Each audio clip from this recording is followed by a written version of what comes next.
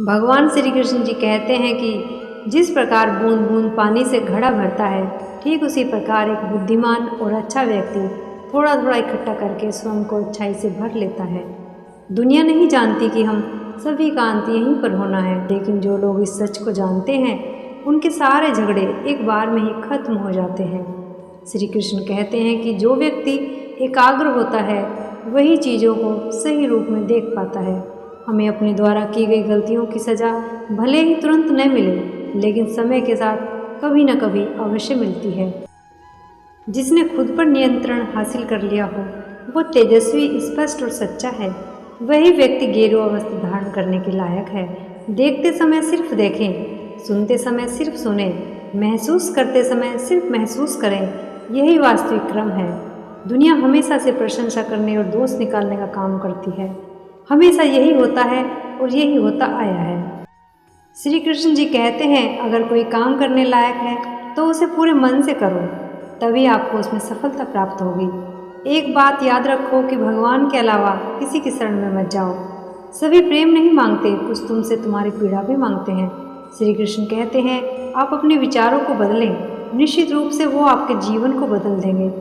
इस संसार में सत्य ही एकमात्र है जो अनंत है, इसके अलावा सभी का अंत है। श्री कृष्ण जी कहते हैं कि आप अपना भविष्य नहीं बदल सकते, लेकिन आप अपनी आदतों को जरूर बदल सकते हैं, और निश्चित रूप से ये आदतें आपका भविष्य बदल देंगी। अगर आप बुराई से दूर रहना चाहते हैं तो इसका एक ही मार्ग है, आप अपने जीवन में अच्छे विचारों को आने दीजिए। अगर आप सही दिशा में हैं तो चिंता मत कीजिए, बल्कि उस दिशा में चलते रहिए।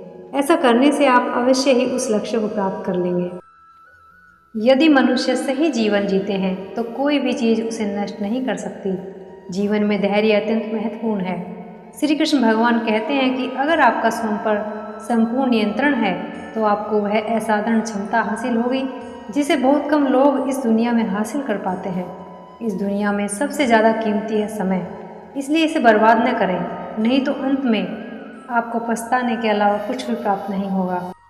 जो व्यक्ति हमेशा शिकायतें ही करते रहते हैं वे कभी खुश नहीं रह सकते।